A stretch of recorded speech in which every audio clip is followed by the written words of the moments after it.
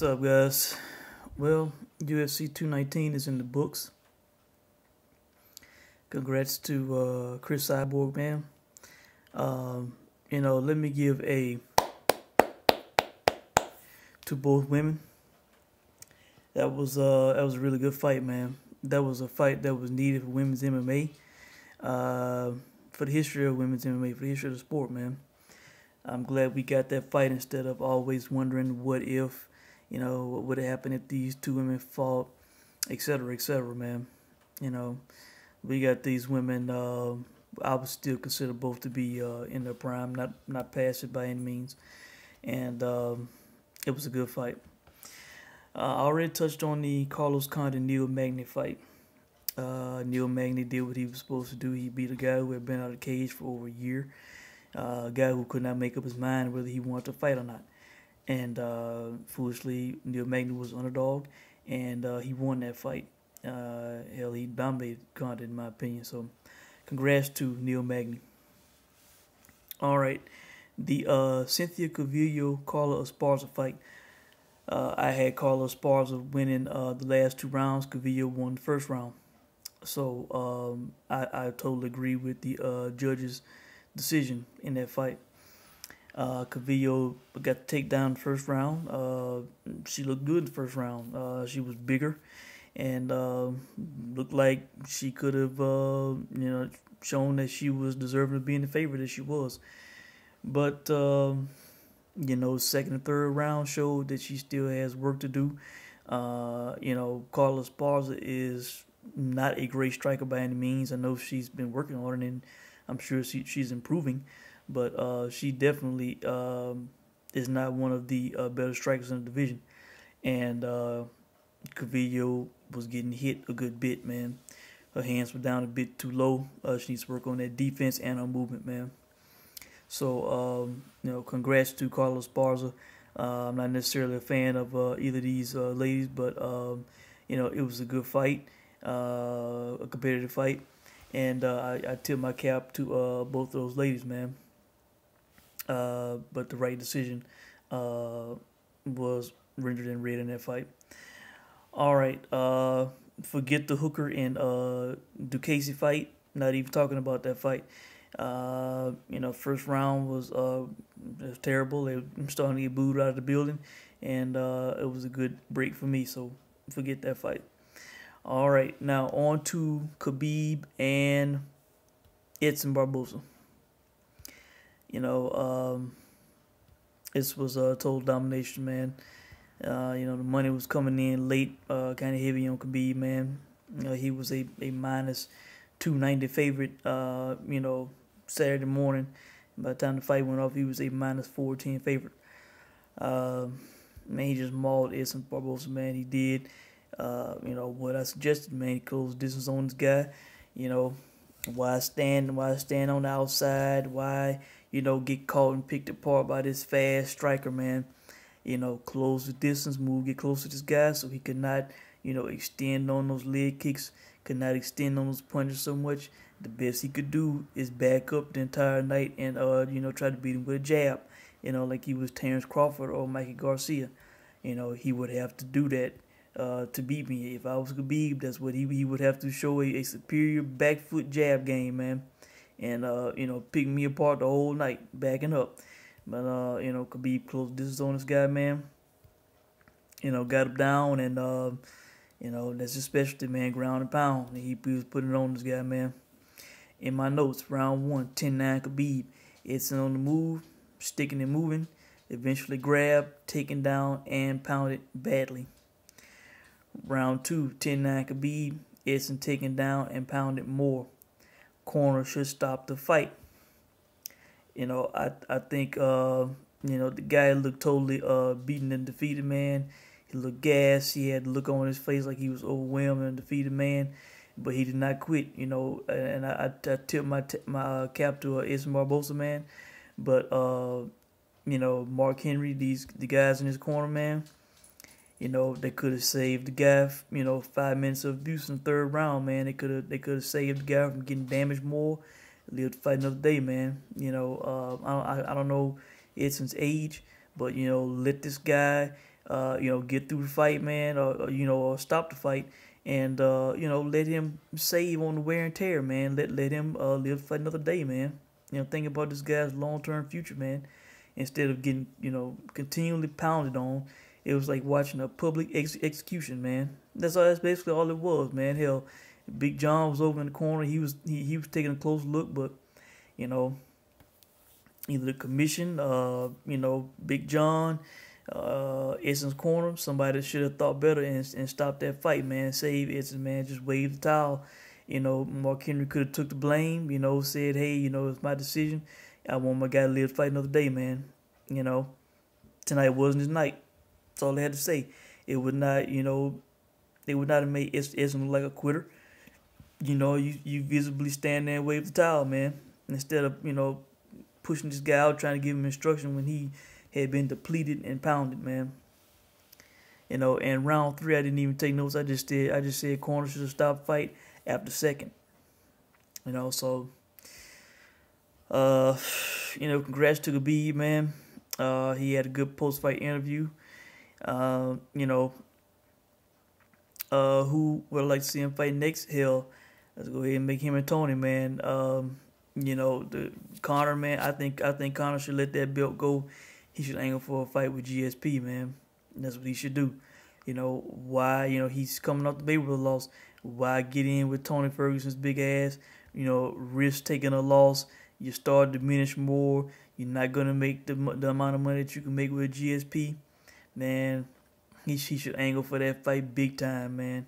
He should let that belt go. He should either let the UFC strip him, or he should just relinquish it and say I want to fight George St. Pierre, man. For International Fight Week 2018, or at AT&T Stadium in Dallas, Texas. I think that would be the perfect fight. I think that would probably be the biggest fight in the history of the UFC, man. Because of the 2 top draws, man. If GSP isn't the second biggest draw, he is. He's right up there, man. Definitely top 5 for sure. So, yeah, I would like to see Khabib and Tony for the undisputed lightweight championship, and I would like to see Conor angle for a fight with GSP, man. Take on the biggest fight for the biggest money, man. Don't let that belt hold him back, because if they was talking about making that fight with him and Tony, peanuts, man. Peanuts to what he could make fighting the GSP, man. That could be a huge payday. So all right, man. Finally, the main event. I know Holly is disappointed and sad that she did not win this fight. She is not thinking about consolation prize or anything like that, man. But she has nothing to be ashamed of, man. She should hold her head high. People in her corner, stay on her and tell her that she has nothing to be ashamed of. Hell, like I said, in my opinion, she was the uncrowned featherweight champion, because I thought she beat Jermaine clearly in that fight that they had at the beginning of 2017. So this really should have been a title defense for Holly Holm, man. Or it should have been in July. But she has nothing to be ashamed of, man. She took on this fight when a lot of people do not want to fight Chris Cyborg.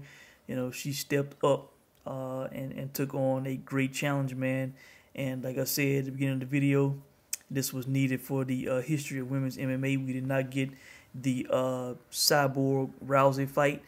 So this is great. The conqueror of Ronda Rousey, the first one, got to fight Chris Cyborg, man. And we actually got to see Chris Cyborg in a real fight, a competitive fight. Somebody giving her a challenge, somebody doing things to her that we normally don't see.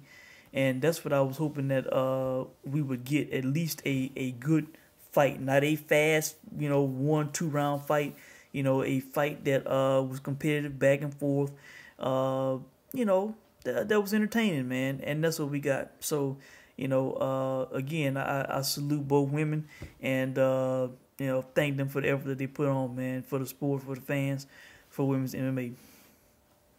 All right, this is the way I saw the fight. Round 1, I had even round 10-10. Strike for strike, no clear winner. Both did great work. Holly's footwork is great. Cyborg missing some punches. All right.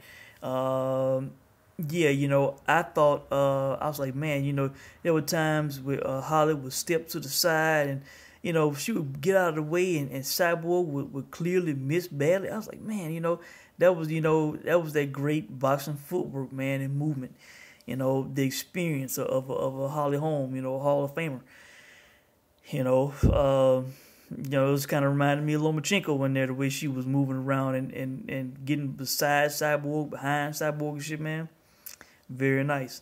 But I had that an even round. All right. Round 2 was 10-9 for Holm, landing more effectively, driving Cyborg to the cage. I definitely thought that was a Holly Holm round.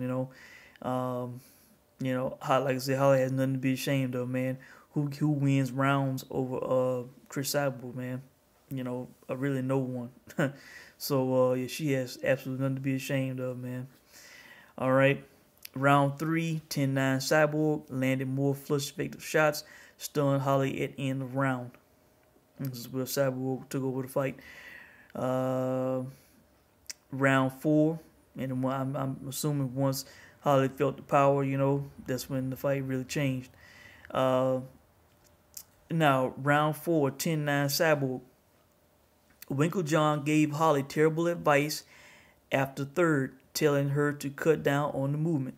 Now she's more hittable. I don't know what Mike Winklejohn was thinking, man. I'm saying, weeks before the fight, that Holly needs to move the entire fight, man. Why stand in front of Cyborg to get hit, man? Get in and out, do not be in front of Cyborg to get hit, avoid the counters.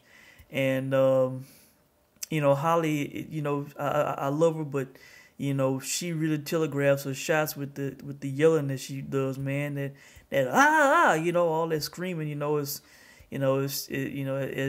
I think DC said when she fought Jermaine, is telling them when the punches and kicks are coming, man. And as the fight went on, it was worse and worse.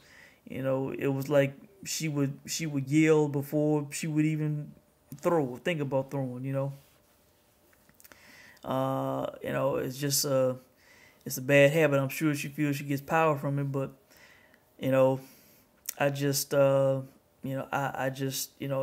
it's just kind of a bad habit, man. It is, and Winklejohn should not have told her to stop moving, man. I thought she was doing well with the movement, man. I thought she was doing really good with the movement. So, get in and out, man. Land your shots, get out the way. Score, get out the way. Try not to be in a position to get countered, man. And, telling others to cut down on the movement, not good advice. Round 5, 10-9 Cyborg. Cyborg's biggest round. Holly slowed slightly. Cyborg did most damage. Holly landed a great straight left that stunned Cyborg a bit near the 30-second mark, near end of round. And right before 30-second mark, it was a great camera shot.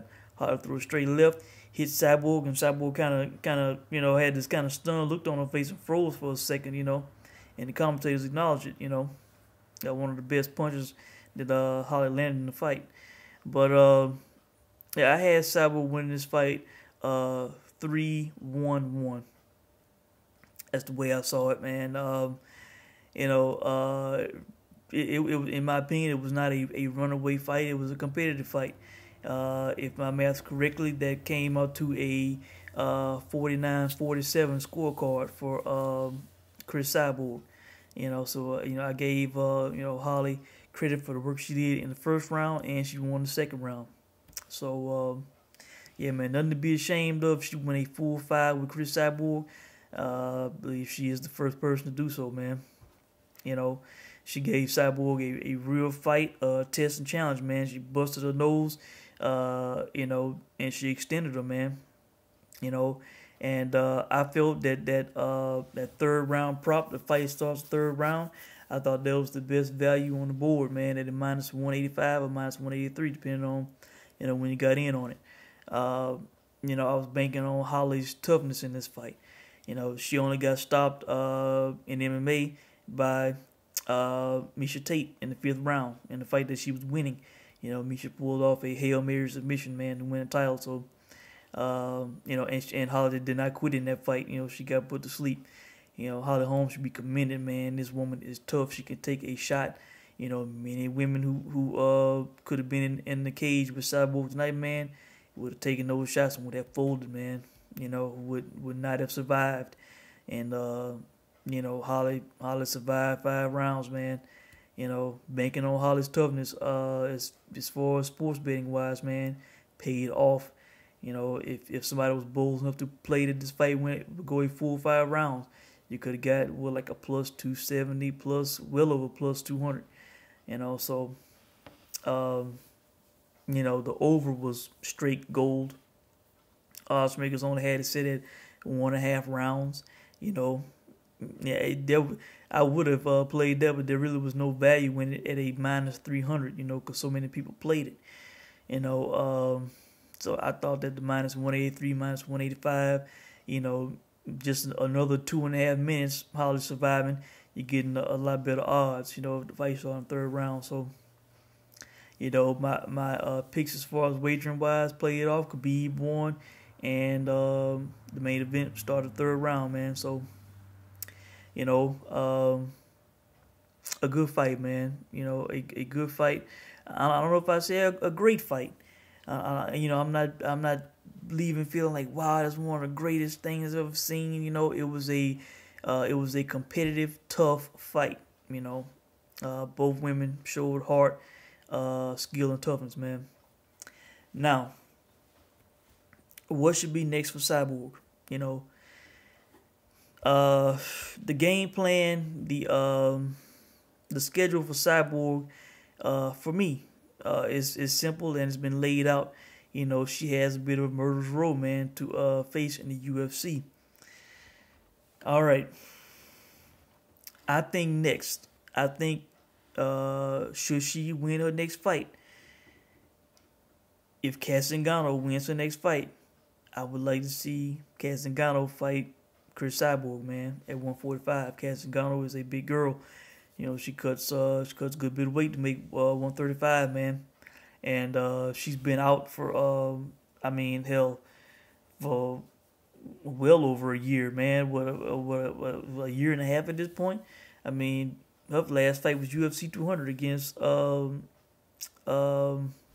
Venezuela Vixen, man. You know, I mean, damn, you know, she has been out a while, man. So, you know, she needs to get back. She, you know, possibly get her a win. Let's see what she looks like. If she wins that fight, I would like to see Cat Zingano challenge, give him a title shot to go against Chris Cyborg, man.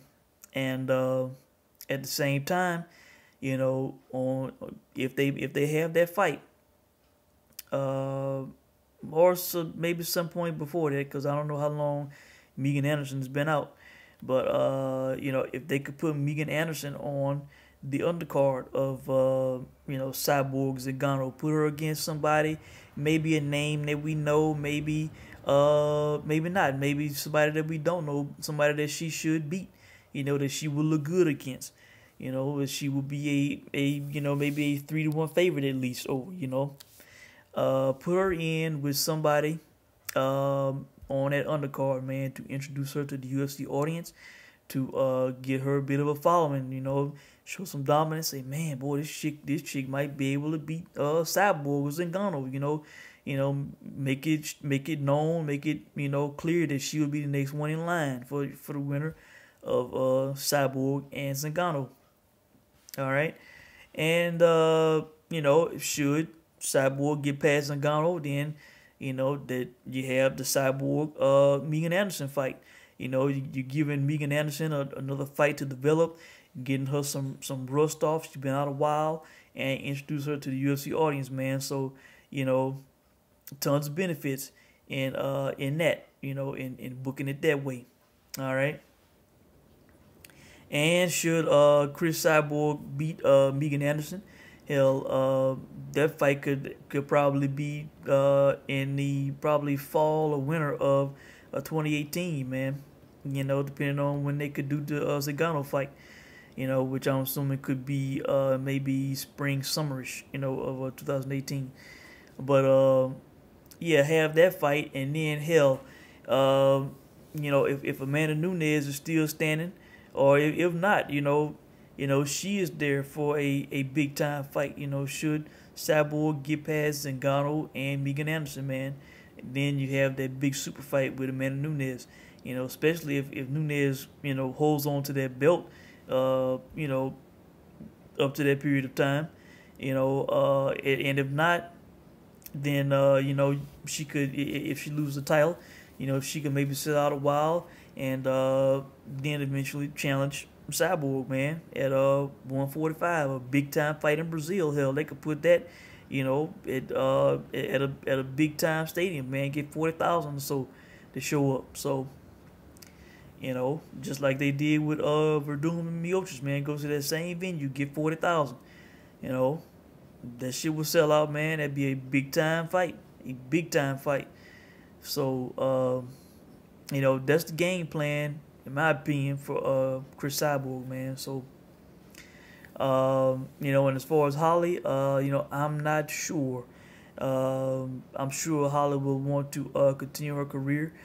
I'm not sure who she could fight next, but she should, take a little time off, and she can maybe fight somebody back at bantamweight. I'm not sure how much longer she wants to continue. She's 36. I'm assuming she will be 37 next year, but she still seems to be driven. Still wants to fight. I'm not sure what this fight is taken out of her mentally and physically, but we will see. And I will definitely support her in whatever she decides to do, and with whoever she fights, man. Because I'm a big fan of Holly Holm, big fan of Chris Cyborg. So I was cheering on both of these women, man. Love them both. So that's it, guys. I believe I said all I need to say. Congrats to Cyborg and Holly Holm for giving us, a memorable fight, a fight that women's MMA needed. This is another, big name on the resume of Chris Cyborg. She's got Gina Carano, now she's got Holly Holm, man.